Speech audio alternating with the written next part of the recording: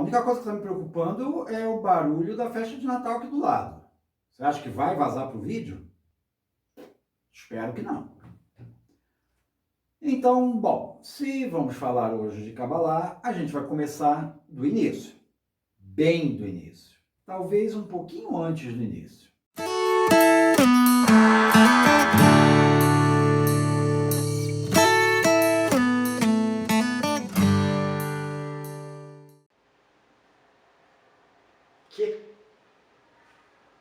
Todo mundo já sabe dessa história de assinar canal, ativar sininho, dar like, deixar comentário. Não vou fazer isso não. Me deixa. Bom, se a gente vai falar do início, a gente vai falar o quê? Da criação. Criação do universo. E quem foi o responsável por essa criação? Normalmente a gente chama de Deus. E aí entra o primeiro conceito de dar nó na cabeça da Kabbalah, que é a ideia de que o Criador é criatura. Sim, é isso mesmo que você pensou. Deus foi criado. Mas quem cria o Criador? A resposta para isso na Kabbalah se chama Torá. E sim, a Torá também é aquele livro que tem a chamada Bíblia hebraica, além de uma série de outras leis, costumes judaicos, está tudo isso lá. Mas não é desse livro que a gente está falando. Aliás, esquece livro, não é livro nenhum. A gente está se referindo aqui a algo muito maior. A gente está se referindo a um princípio cósmico. E como é que a gente define esse princípio cósmico? A gente não define. Esquece, não dá para definir. É algo que está muito além da nossa capacidade de compreensão. Tá, e por que se chama Torá? Torá não é a lei em hebraico? A palavra Torá significa lei. Mas também é usado para se referir a esse princípio cósmico. Então é o nome do princípio? Não, não é um nome. É apenas uma maneira da gente se referir a ele. E aqui é importante ter um parêntese, uma palavrinha aqui, que é justamente sobre palavras. Na Kabbalah, palavras são muito importantes. Vamos lembrar que uma das bases do estudo da Kabbalah é justamente o estudo das letras do alfabeto hebraico. Então, o significado de uma palavra, a maneira como essa palavra nos é apresentada, a posição dela numa frase, ela vai trazer sempre algumas ideias que merecem ser estudadas. Por exemplo, bengala. Isso aqui é um objeto chamado bengala. Ela recebe uma palavra chamada bengala. Bengala significa isto aqui. Mas imagina um mundo onde bengalas não existissem. Existiria a palavra bengala? Não. Você não cria uma palavra para dar nome a alguma coisa, algum conceito que não existe. É necessário que haja algo para que aquilo receba um nome. Mais ainda, é necessário que esse nome ele abranja todas as características daquilo que ele está nomeando. Lembra que eu falei que a gente só chama essa Torá primordial de Torá por convenção? E lembra que eu falei também que a gente não tem como abranger a totalidade do conhecimento do que seria esse princípio? Por isso que eu disse que não é um nome desse princípio, Torá. A gente não tem como dar um nome a algo que a gente não compreende na sua totalidade. Porque quando você dá um nome a alguma coisa, esse nome, imagino que você saiba, né? Ele é composto de letras. Dentro do pensamento cabalístico, cada letra ela é uma vibração do universo. Digamos assim, quando você compõe a palavra, juntando essas diversas vibrações, elas se unem e formam uma vibração específica que corresponde àquele objeto. Entenderam isso? Não é tão complicado, viu? A única coisa que você tem que manter na cabeça é essa ideia de que existe algo que é anterior a Deus, que recebe esse nome Torá, e esse princípio cósmico é aquilo que alimenta, é a fonte de toda a vida na criação. E por que isso é importante? Só para dizer que Deus ele tem um criador? Você só jogou o problema da criação primária para trás. Não é disso que a gente está falando. O importante disso é que a ideia de que Deus é uma criatura, ele foi criado, também traz a ideia de que Deus tem um propósito. Tudo aquilo que é criado dentro do princípio cabalístico é criado com um propósito. Então, significa que Deus não é um sujeito que fica lá coçando o saco e assistindo a Universo Flix. Ele existe por um motivo e cumpre esse motivo. Aí a gente agora vai para a Torá livro. Se você pegar a sua Bíblia, e se você não tiver Bíblia, cata na internet, você vai ver que as primeiras palavras do Gênesis, primeiro livro tanto da Bíblia cristã quanto da Torá, são: no princípio, Deus criou. Só que, se você pegar o original em hebraico, essa frase é assim: Bereshit bara Elohim et. E quando você traduz direto do hebraico, fica um pouquinho diferente. Ao invés de no princípio Deus criou, a tradução seria algo mais para o princípio criou as deusas. É isso mesmo que você escutou. O princípio criou as deusas.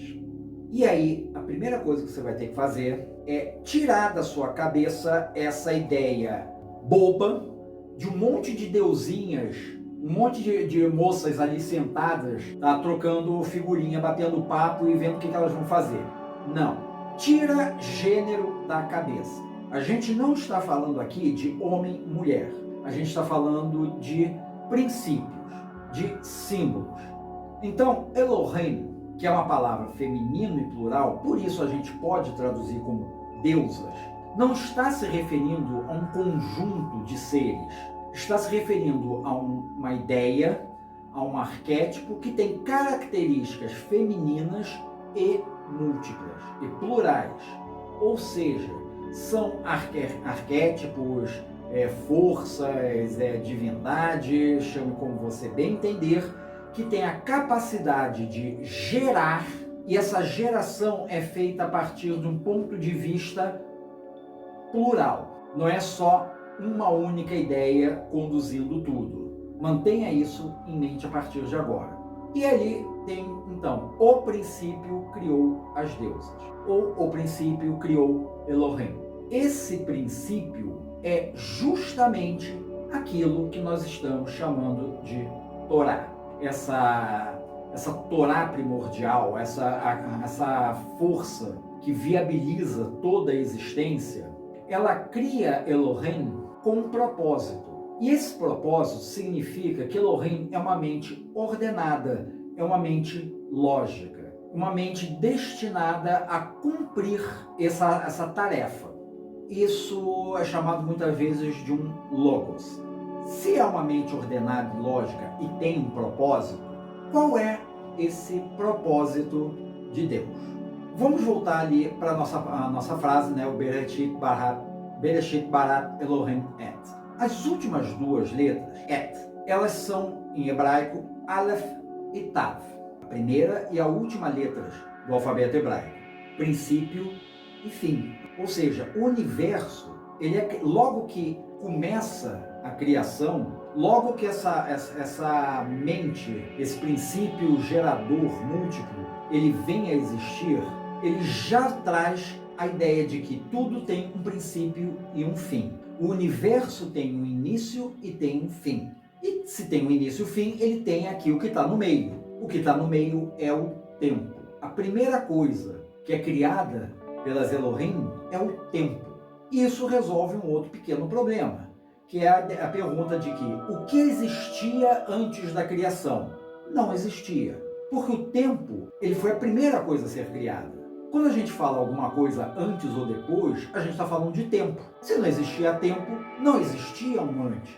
Então, não existia nada antes da criação. Não existia antes da criação. O tempo também, ele tem uma outra característica, que ele gera uma organização. A partir do momento que vai do princípio ao fim, do início ao término, o universo ele passa a ter uma ordem. Ele não é um caos completo. E um outro detalhe que a gente tira daí vem da primeira palavra, Bereshit. Tem dentro dessa palavra duas outras palavras, Barat She. Barat She, traduzindo do hebraico, significa criou seis. Seis é uma alusão aqui ao sexto dia da criação. Para quem não se lembra, é no sexto dia que o ser humano surge.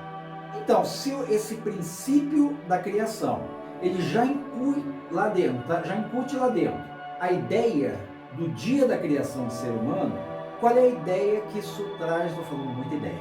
Qual é o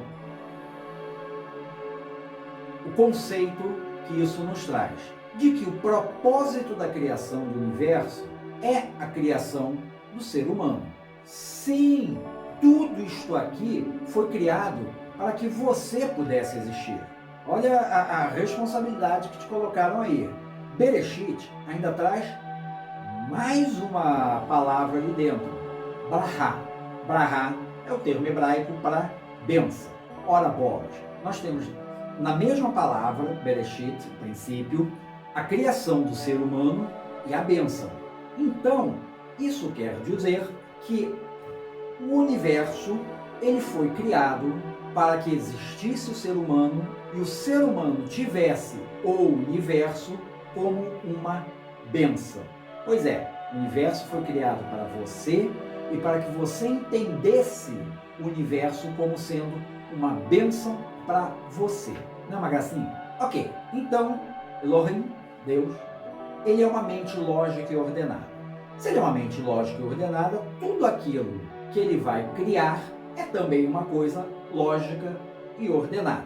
Se é lógico e ordenado, a gente pode fazer o quê? A gente pode mapear isso, a gente pode construir um diagrama disso. E existe esse diagrama? Sim, esse diagrama existe. Chama-se Otzheim, árvore da vida, para não ser chato ficar falando em hebraico. A árvore da vida é exatamente isso. É um esquema de toda a criação, de todo o universo, é um esquema do próprio ser humano, é uma maneira que a gente tem de entender, de poder olhar para aquela bodega e ter uma compreensão de como as coisas funcionam, de como o universo funciona, de como você funciona, de como tudo se encaixa. Para quem nunca viu uma árvore da vida, né, ela é um esquema feito de 10 esferas e linhas que ligam essas esferas, chamadas de caminhos. A gente pode dizer que essas esferas são os frutos da árvore da vida. E existe inclusive uma interpretação da história do fruto proibido, né, que não tem nada a ver com maçã, nem com pêssego, nem com nada do tipo, que seria justamente isso. A cada esfera que você come, né, a cada fruto que você ingere, você obtém um conhecimento, você obtém uma nova visão do mundo. E segundo essa interpretação, não é que aquele fruto não fosse para o ser humano comer, mas sim que ele não estava pronto naquele momento para isso. Ele ainda precisava de um certo desenvolvimento antes de poder adquirir esse conhecimento da árvore da vida. Então, o que é estudar a Kabbalah? Eu acho que a primeira coisa que eu posso dizer é que você está estudando Kabbalah errado. Se você está pura e simplesmente preocupado em ficar decorando tabelas de correspondência, fazendo tatuagem na árvore da vida no braço para não esquecer os nomes e essa bodega toda, sim, você está estudando Kabbalah errado. Porque se a única coisa que se preocupa é ficar decorando coisa, o resultado é que você vai ter um monte de trambolho na tua mente que só vai servir para você ficar papagueando aquilo pelo mundo afora. Que é o que um monte de cabalistosos fazem e a gente sabe disso. O que você tem que entender são as ideias que estão por trás desses conceitos.